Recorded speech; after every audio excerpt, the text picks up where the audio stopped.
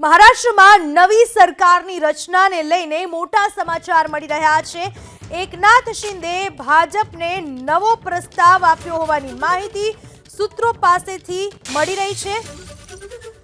સૂત્રો પાસેથી મળતી માહિતી અનુસાર જો ફડણવીસ સીએમ બનશે તો શિંદે સરકાર તેનો ભાગ બનવા નથી માંગતા। બીજેપીને એકનાથ શિંદેનો પ્રસ્તાવ મંજૂર નથી એવી માહિતી સૂત્રો પાસેથી મળી રહી છે। બીજેપી હાઈકમાન્ડ સાથે એકનાથ શિંદે બાબતે વાતચીત કરી રહ્યું છે। બીજેપી ઈચ્છે છે કે શિંદે સરકારનો એક ભાગ રહે તેવી માહિતી સૂત્રો પાસેથી મળી રહી છે। એકનાથ શિંદે બીજેપીને નવો પ્રસ્તાવ આપેલો છે।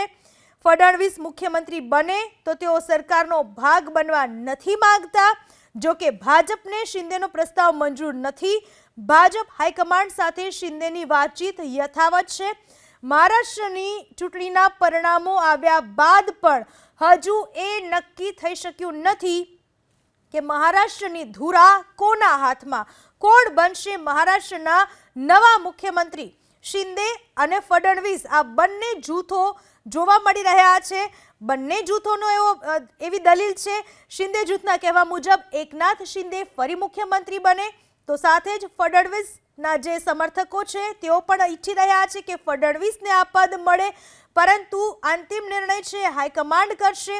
જો કે બીજેપી પાસે પૂરતી સીટો છે।